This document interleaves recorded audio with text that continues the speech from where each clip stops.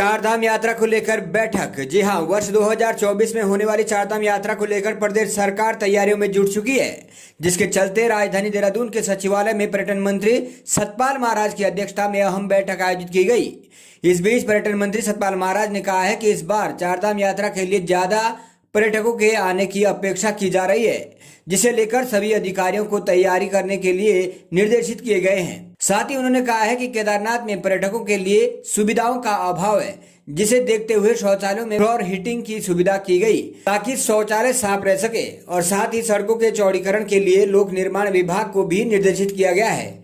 वहीं इसके साथ ही बद्री केदार समिति के अध्यक्ष अजेंद्र अजय ने कहा है कि चारों धामों में पर्यटकों की भारी भीड़ उमड़ने पर क्या चुनौतियां आ सकती है, इसे लेकर बैठक में चर्चा की गई। साथ ही उन्होंने कहा है कि इसमें कितना सुधार होने की गुंजाइश है और किस तरीके से कार्य रूप तैयार किया जा सकता है, इस पर भी चर्चा हुई। देहरादून से डीसीपी न्यूज के लिए जसपाल राणा की खास रिपोर्ट। और हम ये अपेक्षा कर रहे हैं कि और भी ज्यादा यात्री यहाँ आएंगे और हमारे चार धामों का दर्शन करेंगे। तो पहली बैठक यह है, इसमें सभी लोगों को बता दिया गया कि तैयारी करिए, क्योंकि कुछ स्ट्रक्चर बनना होता है।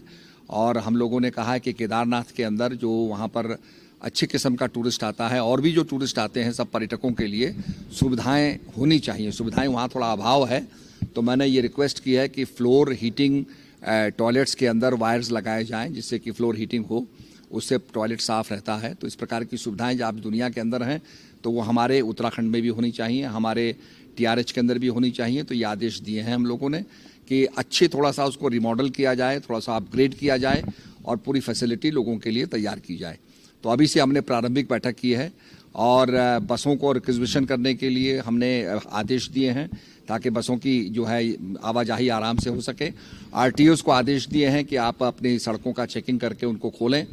जहां जहां रोड वाइडनिंग की आवश्यकता है, उस पर भी पीडब्ल्यूडी को आदेश दे दिए गए हैं। कोई सेक्शन ऐसा है जहां पर अभी वन वे हो रहा है, उसको भी हम ब्रॉडनिंग कर रहे हैं। और जगह जगह जहां पर एवलांच आता है और पहाड़ गिरता है, वहां पर जेसीबी तैनात कर रहे हैं, जिससे कि कभी भी कोई हादसा हो जाए तो वहां पर जेसीबी लगा के मार्ग को साफ किया जा सके। देखिए, आप जानते हैं कि बीच के वर्षों में कोविड के कारण से जो हमारी चारधाम यात्रा थी वो पूरी तरीके से प्रभावित हो चुकी थी, और इससे जो प्रदेश की आर्थिकी है उस पर भी कई विपरीत प्रभाव पड़ा था। लेकिन प्रदेश के माननीय मुख्यमंत्री जी के निरंतर प्रयासों से जो चारधाम यात्रा है उसको फिर वो पटरी पर आई, और विगत 2 वर्षों में जो चारधाम यात्रा रही है उसने नए कीर्तिमान प्रदेश में स्थापित करे हैं श्रद्धालुओं की संख्या का। इस वर्ष भी हमें अनुमान है कि बड़ी भारी संख्या में श्रद्धालु तीर्थयात्री धामों में आएंगे। तो इस दृष्टि से आज प्रदेश के पर्यटन मंत्री माननीय सतपाल जी महाराज के अध्यक्षता में जो यात्रा से जुड़े हुए विभिन्न विभाग हैं, एजेंसियां हैं, उनकी बैठक रखी गई थी। और माननीय मंत्री जी द्वारा जो विभिन्न विभाग हैं, एजेंसियां हैं, उनसे चारधाम यात्रा को लेकर के, उनकी तैयारियों को लेकर के विस्तृत रूप से चर्चा की गई। और क्योंकि जैसा मैंने पूर्व में भी कहा कि इस वर्ष भी बड़ी भारी संख्या में श्रद्धालु तीर्थयात्रियों के आने का अनुमान है, उस अनुरूप जो जिस समय जब भारी भीड़ हमारे धामों में उमड़ेगी, उस समय हमारे समक्ष क्या चुनौतियां होंगी, उन परिस्थितियों का भी हम लोग आकलन कर रहे हैं।